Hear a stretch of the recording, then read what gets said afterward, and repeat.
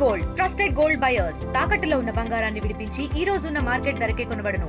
మరిన్ని వివరాలకు సంప్రదించండి 7771077720. ఫీ రియంబర్స్మెంట్ విడుదల చేయక అటు తెలంగాణ రాష్ట్ర వ్యాప్తంగా ఉన్నటువంటి ఇంజనీరింగ్ ఫార్మసీ కాలేజీల బంద్కు కూడా నేటి నుంచి పిలుపునిచ్చాయి. ఇదే విషయం మీద మనతో మాట్లాడడానికి బీజేపీ రాష్ట్ర ఉపాధ్యక్షులు డాక్టర్ కళ్యాణ్ నాయక్ ఉన్నారు. ఒకసారి ఆయనతో మాట్లాడించేటువంటి ప్రయత్నం చేద్దాం. కళ్యాణ్ నాయక్ గారు, కాలేజీలు కూడా ఇంజనీరింగ్ కానీ ఫార్మసీ కానివ్వండి, బకాయిలు చాలా వరకు కూడా ప్రభుత్వం విడుదల చేయాలి కాబట్టి మొండి బకాయిలు ఉన్నాయని చెప్పి ఇంజనీరింగ్ కాలేజీలను పూర్తి స్థాయిలో ఈ రోజు నుంచి బంద్ చేస్తున్నట్టు ప్రకటించింది. ఎలా చూస్తారు? గత 4 సంవత్సరాల నుంచి కూడా ప్రభుత్వాలు ఇంతకుముందు ఉన్న టీఆర్ఎస్ ప్రభుత్వము, అదేవిధంగా రేవంత్ రెడ్డి కూడా ముఖ్యమంత్రి అయిన తర్వాత కూడా నేను ఈ రియంబర్స్మెంట్ వెంటనే విడుదల చేస్తా, ఆ మేనిఫెస్టోలో కూడా చెప్పడం జరిగింది. కానీ గత ప్రభుత్వము ఈ ప్రభుత్వం కలిపి 8,500 కోట్ల రూపాయలు సుమారుగా బకాయిలు రావడం ఉంది. దీనికి కాలేజ్ చేస్తున్న బంద్కు భారతీయ జనతా పార్టీ మద్దతు తెలియజేస్తూ ఉన్నది.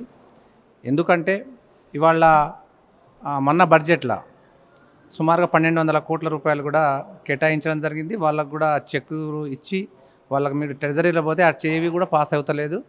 ఎందుకు పాస్ అవుతలేవు అంటే ఇవాళ ప్రభుత్వాలు ఇప్పుడు కూడా రేప్ చేస్తాం, మాఫ్ చేస్తామని కాలయాపన చేసుకుంటా ఇప్పుడు ఆ కాలేజీలు మొత్తం మూతపడే పరిస్థితి తెలంగాణ రాష్ట్రంలో. Engineering college, degree college, pharmacy college ఇవన్నీ కూడా మూతపడే పరిస్థితి తెలంగాణ రాష్ట్రంలో ఉంది. విద్యార్థులకు మానసికంగా వేధించడం, అక్కడ పూర్తయిన ఇంజనీరింగ్ విద్యార్థులు కావచ్చు, డిగ్రీ ఇంటర్ విద్యార్థులు కావచ్చు, ఏ విద్యార్థులు కూడా అన్ని కళాశాలల్లో కూడా ఇవాళ వాళ్ళకు డబ్బులు కడితేనే టీసీలు అండ్ సర్టిఫికేట్ ఇచ్చే పరిస్థితి తెలంగాణ రాష్ట్ర కాలేజీ పరిస్థితి. సుమారుగా 1000కి పైన సుమారు 15 లక్షల మంది విద్యార్థుల జీవితాలతో తెలంగాణ రాష్ట్రంలో ఈ రాష్ట్ర ముఖ్యమంత్రి రేవంత్ రెడ్డి గారు తన జీవితాల్లో చిలగాట మాడుతూ ఉన్నారు. నేను ఎందుకు అనుకుంటున్నానంటే ఇప్పటికీ ఇవాళ ఆర్థిక శాఖ మంత్రి ఇవాళ బట్టి విక్రమార్క గారు ఇవాళ ఆయన ట్యాక్సీ 12% కమిషన్ ఇస్తేనే ఆయన విడుదల చేసే పరిస్థితి.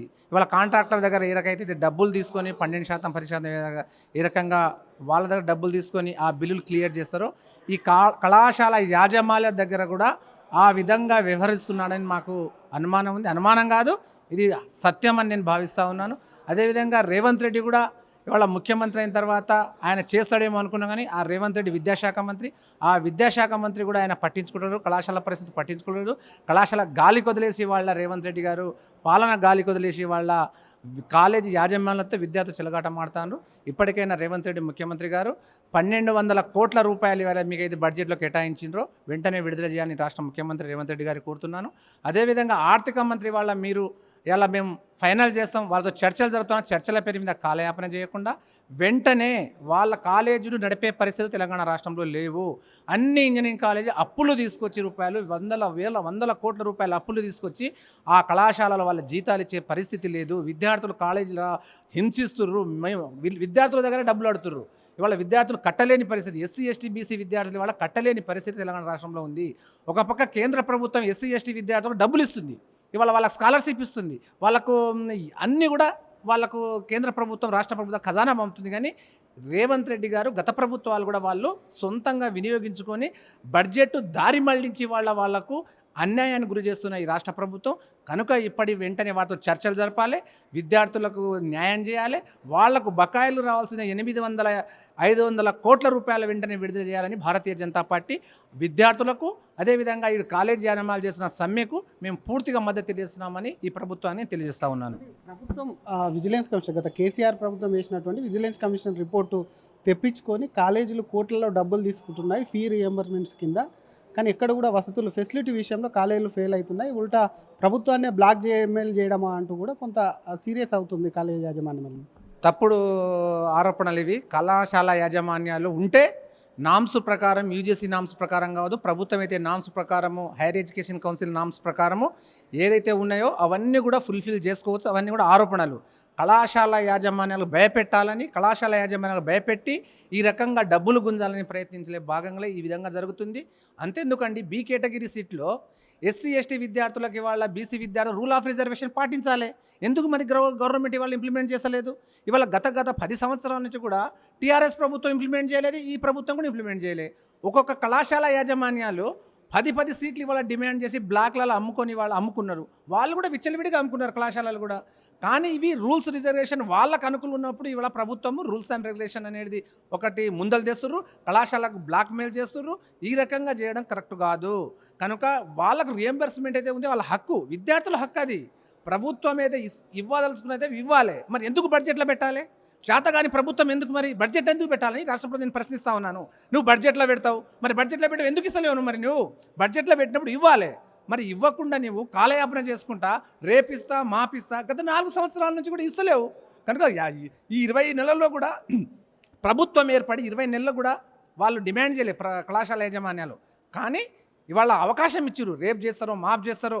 ఇంకా మేము అవకాశం ఇచ్చిన తర్వాత, అన్ని అవకాశాలు ఇచ్చిన తర్వాత కళాశాల యాజమాన్యాలు అన్నీ కూడా 1000 కళాశాల యాజమాన్యాలు అందరూ కలిసి కూడా ఇవాళ సమ్మెకు పిలవడం జరిగింది. విద్యార్థులు నష్టపోతారు, పరీక్షలు కూడా వాయిదా పడ్డాయి. ఇవాళ ఎవరు దీనికి బాధ్యులు? ప్రభుత్వం చర్చలు జరపాలి. వాళ్ళకు చర్చలు అంటే వాళ్ళు ఫస్ట్ నువ్వు రియంబర్స్మెంట్ విడుదల చేయి. అది విడుదల చేయకుండా నువ్వు ఇక్కడ బ్లాక్మెయిల్ చేసుకుంటూ ఒక పక్క సీట్లు మాట్లాడుకుంటావు, సీట్లు అమ్ముకుంటారు. కళాశాల యాజమాన్యం ఇద్దరు కుమ్మక్కైతే అవసరం ఉన్నప్పుడు. కానీ దీంట్లో విద్యార్థులు బలయ్యే పరిస్థితి ఉంది. కనుక వెంటనే ప్రభుత్వం చర్చలు జరిపి వాళ్ళతో చర్చలు జరిపి రియంబర్స్మెంట్ విడుదల చేయవలసిందిగా భారతీయ జనతా పార్టీ మేము డిమాండ్ చేస్తూ ఉన్నాయి రాష్ట్ర ప్రభుత్వానికి.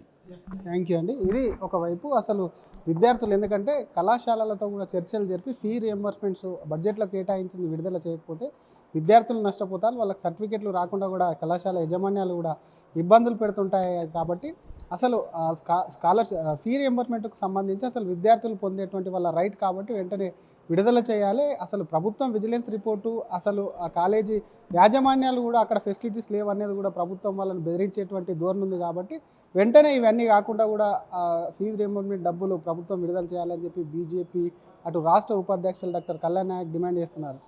కెమెరామెన్ గణేశ్వర్తో శ్రీధర్, RTV, హైదరాబాద్. తెలుగులో న్యూస్ కి ఫాస్టెస్ట్ యాప్ ఇప్పుడు టోటలీ న్యూ అవతార్లో. జస్ట్ 5 seconds లో కంప్లీట్ న్యూస్, సోషల్ మీడియాలో ట్రెండ్స్ కి one stop solution, live TV app, voice search option తో ఇప్పుడే డౌన్లోడ్ చేయండి లేదా అప్డేట్ అయిపోండి. యాప్ లింక్ డిస్క్రిప్షన్ లో ఉంది.